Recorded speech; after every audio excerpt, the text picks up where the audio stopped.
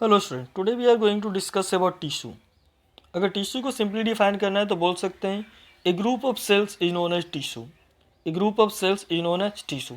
थोड़ा सा और अगर इसको एक्सप्लेन करना चाहें तो हम बोल सकते हैं ए ग्रुप ऑफ सिमिलर और डिसिमिलर टाइप्स ऑफ सेल्स।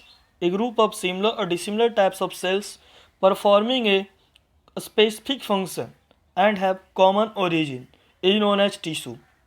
कहने का मतलब एक ऐसा ग्रुप ऑफ सेल जिसमें सेल्स जो होंगे या तो अपने स्ट्रक्चर और फंक्शन में सिमिलर हो सकते हैं या फिर डिसिमिलर हो सकते हैं, लेकिन उन सब का जो फंक्शन होगा वो एक कॉमन फंक्शन होगा। उन सब का जो ओरिजिन होगा एक कॉमन ओरिजिन होगा। कहने का मतलब जितने भी सेल्स डेवलप होते हैं या जितने भी सेल्स डेवलप होंगे सब एक कॉमन मदर सेल से डेवलप होंगे, तब उस ग्रुप ऑफ सेल्स को हम लोग टिश्यू बोल सकते हैं। फिर अगर टिश्यू के अगर टाइप्स की बात करते हैं तो दो तरह का है, एक है प्लांट टिश्यू और दूसरा एनिमल टिश्यू। वैसा टिश्यू जो प्लांट बॉडी में प्रेजेंट होगा उसको प्लांट टिश्यू बोलेंगे और जो एनिमल बॉडी में प्रेजेंट होगा उसको एनिमल टिश्यू बोलेंगे। फिर हम बात करते हैं टिश्यू के डेवलपमेंट की, तो टिश्यू का डेवलपमेंट एक प्रोसेस होता है, इसको हम लोग बोलते हैं डिफ्रेंशिएशन। अगर डिफ्रेंशिएशन को अगर देखा है तो बोल सकते हैं इसको the process of attainment of a specific structure and function is known as differentiation. जिस प्रोसेस से कोई भी सेल एक स्पेसिफिक स्ट्रक्चर और फंक्शन को अटेन कर लेता है उस प्रोसेस को हम लोग बोलते हैं डिफ्रेंशिएशन। और इसी डिफ्रेंशिएशन प्रोसेस से एक टिश्यू का डेवलपमेंट होता है। अगर बात किया जाए टिश्यू, बहुत सारे टिश्यू मिल करके एक साथ वर्क करते हैं और वर्क करके एक ऑर्गन का फॉर्मेशन करते हैं। कहने का मतलब जब बहुत सारे टिश्यू एक साथ वर्क करेंगे तो उससे एक ऑर्गन बनेगा, और ऑर्गन जब एक साथ वर्क करेंगे तो उससे एक ऑर्गन सिस्टम बनेगा, और इसी ऑर्गन सिस्टम से फाइनली एक ऑर्गन का फॉर्मेशन होता है। तो इस तरीके से देखा जाए तो एक ऑर्गन के फॉर्मेशन का जो बेसिक यूनिट है वो है सेल्स, सेल से टिश्यू, टिश्यू से ऑर्गन और ऑर्गन से ऑर्गन सिस्टम, और फाइनली एक ऑर्गन का फॉर्मेशन हुआ है। फिर अगर हम बात करते हैं प्लांट टिश्यू का, तो प्लांट टिश्यू का दो टाइप है, एक है मेस्टेमेटिक टिश्यू और दूसरा परमानेंट टिश्यू। मेस्टेमेटिक टिश्यू को अगर देखा जाए तो वैसा टिश्यू जिसमें डिवाइडिंग कैपेसिटी है, यानी वो डिवाइड करके एक नया सेल, एक नया टिश्यू का फॉर्मेशन कर सकता है, तो उस टाइप के टिश्यू को हम लोग बोलते हैं मेस्टेमेटिक टिश्यू।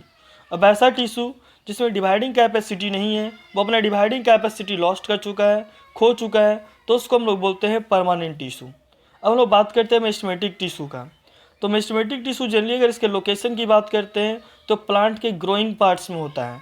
प्लांट्स के ग्रोइंग पार्ट यानी कि जो उसका रूट टिप है या फिर उसका जो शूट टिप है, उन सब जगह पे ये मेस्टेमेटिक टिश्यू प्रेजेंट होता है। साथ साथ जो प्लांट का ग्रोइंग रीजन यानी नोड्स और इंटरनोड्स हैं वहाँ भी ये प्रेजेंट होगा। फिर अगर देखा जाए, अगर बात करते हैं तो ये वहाँ बार्क और वुड्स में भी प्रेजेंट होता है, जिससे प्लांट्स का लैटरल ग्रोथ होता है, यानी उसका जो डायमीटर होता है वो इंक्रीज करता है। और अगर हम बात करते हैं कैरेक्टरिस्टिक्स ऑफ मेस्टेमेटिक टिश्यू का, तो इसके सेल्स के कुछ कैरेक्टरिस्टिक्स होते हैं। जैसे अगर देखा जाए यहाँ पे जो सेल्स होते हैं जनरली स्मॉल साइज के होते हैं। दूसरा अगर देखा जाए तो सेल्स का अगर साइज की अगर बात करते हैं तो क्यूबिकल शेप का होगा। साइज का जो सेल वॉल होगा वो थिन होगा और जो न्यूक्लियस होगा वो लार्ज होगा। तो ये सब कुछ कैरेक्टरिस्टिक्स हैं मेस्टेमेटिक टिश्यू के। उसके अलावा अगर देखा जाए तो और भी कुछ कैरेक्टरिस्टिक्स हैं, जैसे इसमें अगर वैक्यूल्स की बात करते हो तो यहाँ पे वैक्यूल्स अब्सेंट होगा। वैक्यूल्स अब्सेंट होने के पीछे का रीज़न क्या है कि यहाँ पे जो भी सेल्स है सब डिवाइडिंग सेल्स हैं और डिवाइड करने के लिए ज़्यादा एनर्जी चाहिए, और वैक्यूल्स का मेनली फंक्शन होता है स्टोरेज ऑफ फूड। तो यहाँ पे अगर वो फूड को स्टोर करने लगा तो एनर्जी का फॉर्मेशन नहीं हो पाएगा। दैट्स वाई यहाँ पे वैक्यूल का फॉर्मेशन नहीं होता, कोई फूड का स्टोरेज नहीं होता है।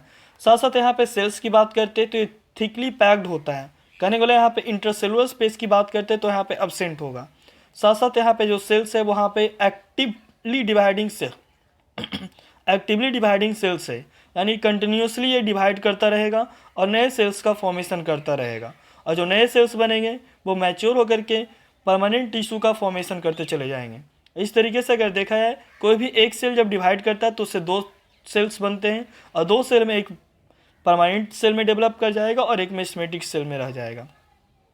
फिर अगर हम बात करते हैं टाइप्स ऑफ मेस्टेमेटिक टिश्यू का, तो यहाँ पे बेसिकली तीन तरह का होता है। एक होता है एपिकल मेरिस्टेम, दूसरा इंटरकैलरी मेरिस्टेम और तीसरा है लैटरल मेरिस्टेम। तो तीन तरह का है। लैटरल मेरिस्टेम को ही हम लोग कैम्बियम भी बोल सकते हैं। तो एपिकल, इंटरकैलरी और लैटरल। फिर हम बात करते हैं सबसे पहले एपिकल मेरिस्टेम का, तो एपिकल मेरिस्टेम जो होता है ये प्लांट के टिप पार्ट में प्रेजेंट होता है, जैसे कि रूट टिप और शूट टिप या स्टेम टिप बोल सकते हैं। तो इस तरह से यहाँ पे देखा जाए तो ये एपिकल मेरिस्टेम का लोकेशन हो गया। जो भी प्लांट का टिप पार्ट होता है वहाँ पे एपिकल मेरिस्टेम प्रेजेंट होता है। दूसरा अगर हम बात करते हैं इंटरकैलरी मेरिस्टेम का, तो इंटरकैलरी मेरिस्टेम जो होगा वो प्लांट्स में जहाँ पे नोड्स और इंटरनोड्स होते हैं, यानी जहाँ से स्टेम का या फिर लीफ का ओरिजिन होता है वहाँ पे नोड्स और इंटरनोड्स प्रेजेंट होते हैं, और यहीं पे इंटरकैलरी मेरिस्टेम प्रेजेंट होता है। और तीसरा हमारा lateral meristem. Lateral meristem plants के उन पार्ट्स में प्रेजेंट होता है जहाँ पे सेकेंडरी ग्रोथ होना है, यानी जहाँ पे उसका डायमीटर इंक्रीज करना है, या बोल सकते हैं ये बार्क के नीचे होगा। तो ये जब ग्रो करेगा तो सेल्स का लैटरल डिवीजन होता है, और जब लैटरल या ट्रांसवर्स डिवीजन बोल सकते हैं, और उससे ओवरऑल देखा जाए तो प्लांट का जो डायमीटर होगा वो इंक्रीज करेगा। तो इस तरीके से ये था हमारा टाइप्स ऑफ मेरिस्टेमेटिक टिश्यू। अब हम लोग बात करेंगे second type of plant tissue, that is permanent tissue के बारे में। परमानेंट टिश्यू की अगर बात करते हैं तो परमानेंट टिश्यू वैसे सेल से बना होगा जिसमें डिवाइडिंग कैपेसिटी नहीं है, यानी वो सब सारे सेल्स डिफ्रेंशिएटेड सेल्स होंगे, इसमें एक स्पेसिफिक स्ट्रक्चर और फंक्शन अटेन कर लिया है। अब अगर देखा जाए हम लोग बात करते हैं अगर हम परमानेंट टिश्यू का, तो परमानेंट टिश्यू बेसिकली 3 टाइप का होता है। एक है प्रोटेक्टिव, दूसरा सपोर्टिंग, और तीसरा है कंडक्टिंग। प्रोटेक्टिव की अगर बात करते हैं तो ये प्लांट टिश्यू वैसे प्लांट टिश्यू होंगे जो प्लांट्स को प्रोटेक्शन प्रोवाइड करेंगे।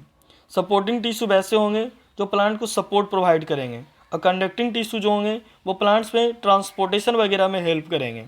सबसे पहले हम लोग बात करते हैं प्रोटेक्टिव टिश्यू का। तो प्रोटेक्टिव टिश्यू यानी प्रोटेक्शन के लिए अगर देखा है तो इसके अगर लोकेशन की बात करते हैं तो प्लांट में सबसे आउटरमोस्ट सरफेस पे प्रेजेंट होगा। देखा जाए तो यहाँ पे इसके जो सेल्स होंगे वो थिक सेल वाल होंगे। इन सेल्स के साथ साथ ये मेनली प्रेजेंट होता है on the surface of root, stem and leaves. अगर देखा जाए प्रोटेक्टिव टिश्यू की बात करते हैं तो बेसिकली ये 2 टाइप का है, एक है एपिडर्मिस और दूसरा है कॉर्क। एपिडर्मिस सिंपल है, इसको बोलना चाहें या डिफाइन करना चाहें तो बोल सकते हैं प्लांट के आउटर सरफेस पे जो भी लिविंग सेल्स होते हैं या जो भी लिविंग टिश्यू होते हैं, यानी outermost living surface of the plant, outermost living surface of the plant को हम लोग बोल सकते हैं एपिडर्मिस, और जो outermost dead surface of the plant होगा उसको हम लोग बोलेंगे कॉर्क। तो इस तरीके से देखा है तो ये दोनों मेनली प्लांट के प्रोटेक्शन के लिए प्रेजेंट होते हैं। एपिडर्मिस अगर लिप्स की अगर बात करते हैं तो लिप्स में जो एपिडर्मल सेल्स होते हैं ये वाटर प्रूफ होते हैं ताकि वाटर का लॉस वहाँ पे कम हो सके। साथ साथ अगर देखा जाए तो अगर स्टेम वगैरह में अगर बात करते हैं कॉर्क का, तो यहाँ पे वाटर प्रूफ होते हैं और ये भी मेनली वाटर के कंजर्वेशन के लिए होता है। तो इस तरीके से ये हो गया हमारा प्रोटेक्टिव टिश्यू। हम लोग सेकेंड बात करेंगे सपोर्टिंग टिश्यू का। सपोर्टिंग टिश्यू यानी जो प्लांट को सपोर्ट करेगा, उसे ग्रोथ एंड डेवलपमेंट में हेल्प करेगा। तो इस तरह से देखा है तो इसका भी 3 टाइप है, पैरेन्काइमा, कॉलेन्काइमा और स्केलेन्काइमा। पैरेन्काइमा, कॉलेन्काइमा और स्केलेन्काइमा। देखा जाएगा हम लोग सबसे पहले अगर बात करते हैं पैरेन्काइमा का, तो पैरेन्काइमा का जो सेल्स होते हैं ये थिन वाल्ड होते हैं, ओवल शेप के होते हैं या सर्कुलर या पॉलीगोनल शेप के हो सकते हैं। साथ साथ अगर देखा जाए यहाँ पे वैक्यूल्स की अगर प्रेजेंट बात करते हैं तो यहाँ पे एक लार्ज सिंगल वैक्यूल प्रेजेंट होगा। साथ साथ अगर देखा जाए अगर इसके लोकेशन की बात करते हैं तो ये मेनली प्लांट के सॉफ्ट पार्ट में प्रेजेंट होते हैं, जैसे कि बोल सकते हैं जो भी प्लांट का लीफ, स्टेम, रूट, ये सब जगह पे जहाँ भी लिविंग सेल्स प्रेजेंट हैं तो उन सब जगह पे ये हमारा पैरेन्काइमा प्रेजेंट होता है। पैरेन्काइमा के अगर फंक्शन की बात करते हैं तो इसका मेनली फंक्शन होता है स्टोरेज ऑफ फूड, और साथ साथ ये टेम्पोरली सपोर्ट प्रोवाइड करता है। मेनली इसका फंक्शन अगर मेन फंक्शन की बात करते हैं तो वह है स्टोरेज ऑफ फूड। फिर साथ साथ देखा जाए तो पैरेन्काइमा कुछ मॉडिफिकेशंस भी प्रेजेंट हैं, जैसे कि जिस पैरेन्काइमेटस सेल्स में क्लोरोफिल प्रेजेंट होता है या क्लोरोप्लास्ट प्रेजेंट होता है तो उसको हम लोग बोलते हैं क्लोरेन्काइमा, और ये मेनली स्पेशलाइज होता है फोटोसिंथेसिस के लिए, यानी कि फॉर्मेशन ऑफ फूड के लिए।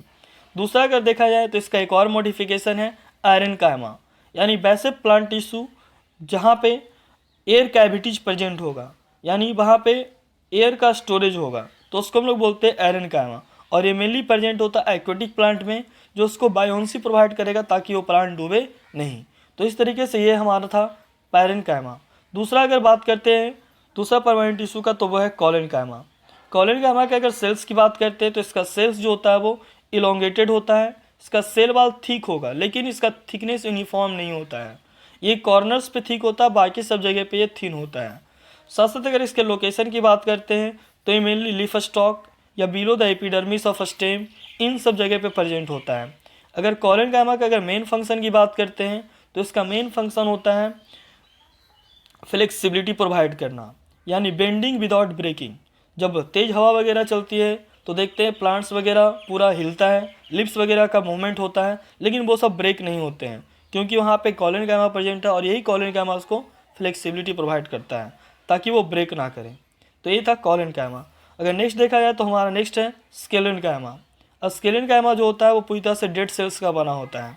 यहाँ पर अगर इसके सेल वॉल की थिकनेस की बात करते हैं तो हाईली थिक होता है विथ नैरो ल्यूमेन, यानी बीच में जो सेल्स के बीच में जो स्पेस होता है वो बिल्कुल भी नहीं होगा।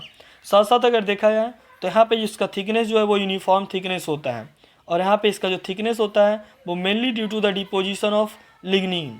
और ये लिग्निन जो होता है ये इसको वाटर इम्परमेबल बना देता है और साथ साथ वाटर इम्परमेबल होने की वजह से ये डेड हो जाता है। तो इस तरीके से देखा जाए तो ये हमारा था 3 तरह का परमानेंट टिश्यू, तीन तरह का सपोर्टिंग टिश्यू, पैरेन्काइमा, कॉलिन्काइमा एंड स्केलिन्काइमा।